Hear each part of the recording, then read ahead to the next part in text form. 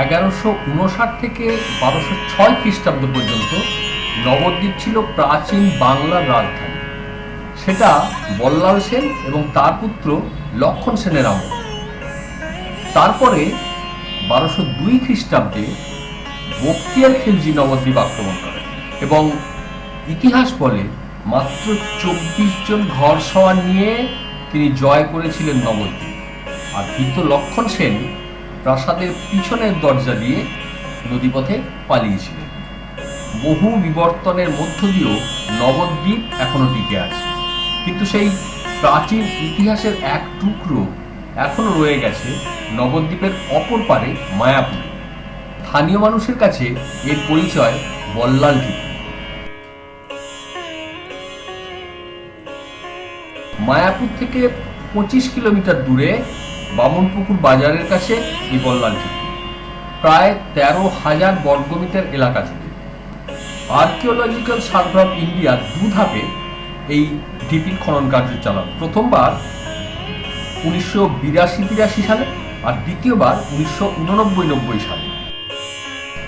এই পুরো এলাকাটি সবুজ ঘাসে মোড়া একটা ঢিপি, কাঁটারাত দিয়ে ঘেরা, 400 ফুট প্রশস্ত আর উচ্চতাতে 25 থেকে 30 ফুট।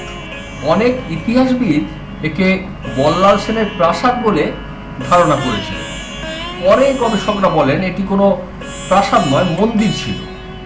মূল যে অংশটি তার চারদিকে 30 ফুট উঁচু প্রাচীর দিয়ে ঘেরা, আর এর মাঝখান দিয়ে পায়ে চলা পথ রয়েছে মূল অংশটাকে প্রদক্ষিণ করে।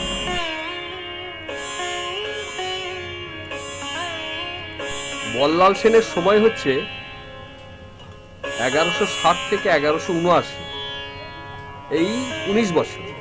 কিন্তু এই স্ট্রাকচারটা কিন্তু 1100 শতকে। তার মানে পণ্ডিতরা বলছেন, বা এটা তো এখন এএসআই খনন কার্য করছে, এএসআই বলছে যে এটা হচ্ছে বল্লাল সেনের আগেরও এই স্ট্রাকচার। অ্যাকচুয়ালি ওপর থেকে যখন ড্রোন ছবি নিয়ে দেখা গেছে, তখন দেখা গেছে যে এটা হচ্ছে একটা মন্দির ছিল। বল্লাল সেন এবং তার পিতা বিজয় সেন ছিলেন শৈব, সুতরাং এটা শিব মন্দির হওয়াটাই যুক্তিযুক্ত।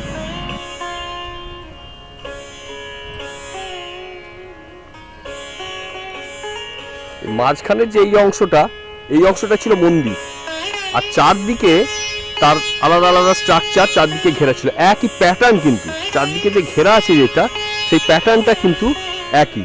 মাঝখানে একটা ছোট যাতায়াতের পথ, এই যে যাতায়াতের পথ মাঝখানে, আর তার পাশে একদম মাঝখানে যেটা আছে এটা হচ্ছে মন্দিরের স্ট্রাকচার। আর চারদিকে যে ঘেরা আছে তার স্ট্রাকচারটাও একটা পঞ্চভুজের আকৃতি। এবং একটা জিনিস খুব চমৎকারভাবে খেয়াল, এটা যে বিভিন্ন সময়ে ধাপে ধাপে গড়ে উঠেছে তার কিন্তু নিদর্শন আছে। যেমন ধরুন এখানকার যে ইটের স্ট্রাকচার, এই যে এই ইটের গঠন, আর মন্দিরের একেবারে উপরের দিকে যে ইটগুলো পাওয়া গেছে, সেই ইটগুলোর গঠন কিন্তু এক নয়, গঠন আলাদা। তার মানে হচ্ছে মন্দিরটা কোনো এক সময় একসঙ্গে তৈরি হয়নি, বিভিন্ন ধাপে ধাপে ধাপে ধাপে এই মন্দিরটা তৈরি হয়েছে।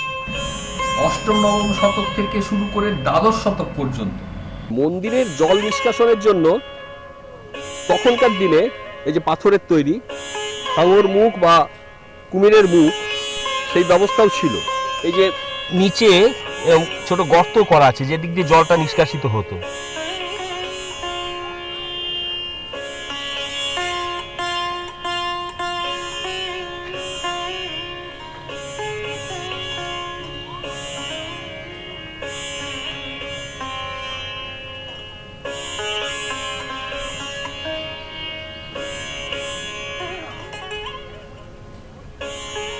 আর যেটুকু খনন কার্য করা হয়েছে সেটা হচ্ছে একদম মাঝখানের অংশটা।